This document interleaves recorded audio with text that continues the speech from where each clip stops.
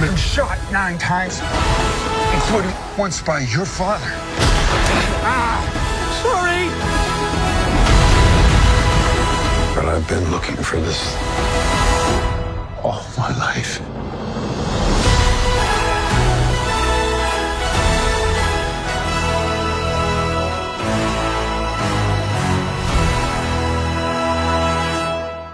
Bonjour à tous mes fidèles sujets, aujourd'hui je vais donc vous présenter le Steelbook Ultra G 4K du film Indiana Jones et le cadran de la destinée, Indiana Jones and the Dial of Destiny en anglais.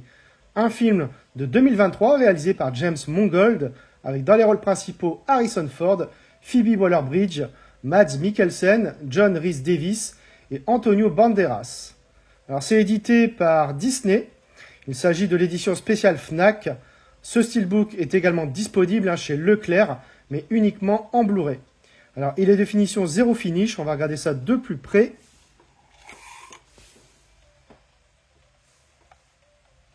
Alors, sur ce recto, on retrouve le chapeau et le lasso mythique d'Indiana Jones, le cadran de la destinée, ainsi qu'une carte géographique, le titre du film également en anglais.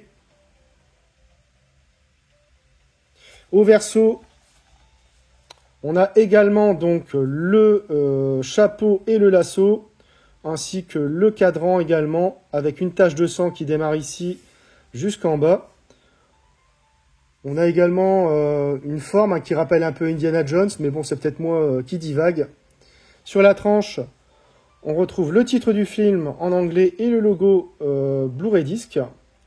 À l'intérieur, on retrouve le Blu-ray 4K et le Blu-ray. Donc on a droit à un joli artwork interne avec une continuité.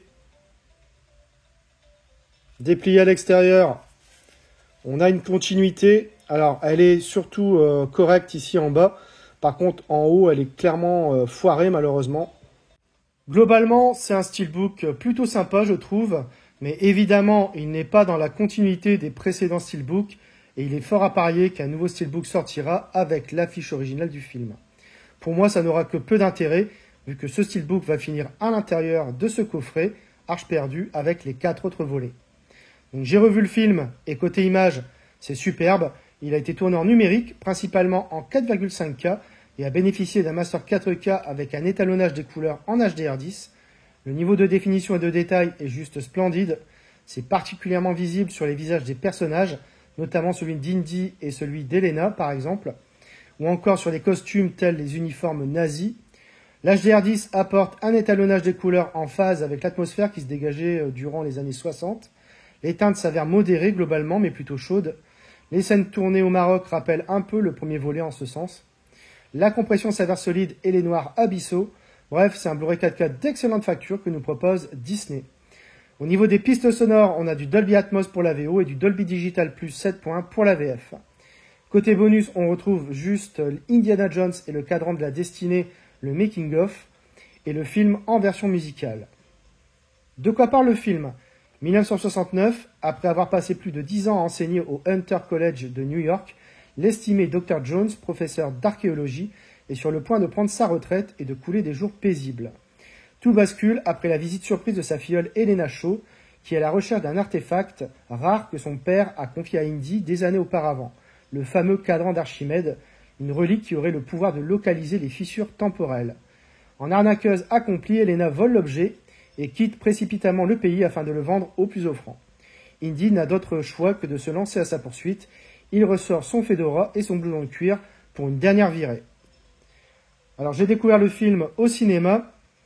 Je ne sais pas si ça va vous rassurer, mais j'ai préféré ce dernier volet que le précédent, qui était vraiment catastrophique pour ma part.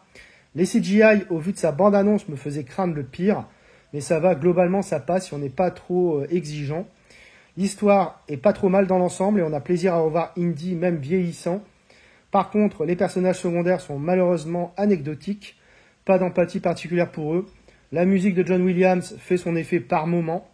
Bref, pas la folie, mais pas le désastre non plus. Ça reste un divertissement honnête. Après, ne vous attendez pas à un truc énorme, plein de charme à la Top Gun Maverick.